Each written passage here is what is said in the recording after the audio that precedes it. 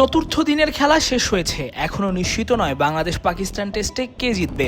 চতুর্থ দিনের বৃষ্টি বাংলাদেশকে পঞ্চম দিনের অন্তত প্রথম সেশন পর্যন্ত ব্যাটিং করার পরিকল্পনায় রেখেছে।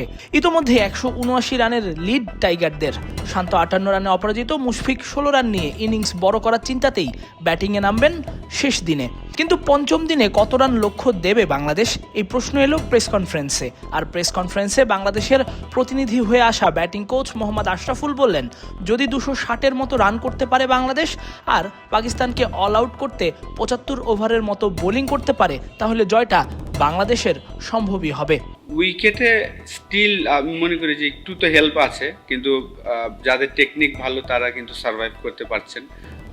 এনিথিং আমার কাছে মনে হয় যে বললাম না যে 75 ওভার যদি আমরা বল করতে পারি এবং 260 এই ধরনের একটা রান যদি আমরা করতে পারি, আমার মনে হয় যে ওই রানে জেতা সম্ভব হবে ইনশাআল্লাহ। নায়াসিনামাইড ও স্যালিসাইলিক সমৃদ্ধ লিলি ফেস ওয়াশ যা ফেসের ডেড স্কিন সেল দূর করে দেয় দ্বিগুণ ফাস্টার ব্রাইটেনিং। আশরাফুল বলেছেন 260 লক্ষ্য দিতে পারলেই জয় সম্ভব। এদিকে পাকিস্তানের ব্যাটার সালমান আঘা বাংলাদেশকে বিশ্বাসই করতে চাইছেন না।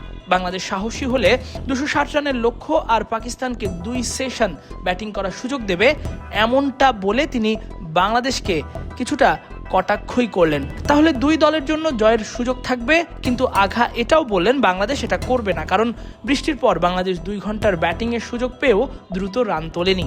এত কম রানে পাকিস্তানকে 2 সেশন ব্যাট করতে দেয়াতে হিতে বিপরীত হওয়ার সম্ভাবনাই থাকবে, ম্যাচের ফলাফল নেতিবাচক হওয়ারও সম্ভাবনা থাকবে।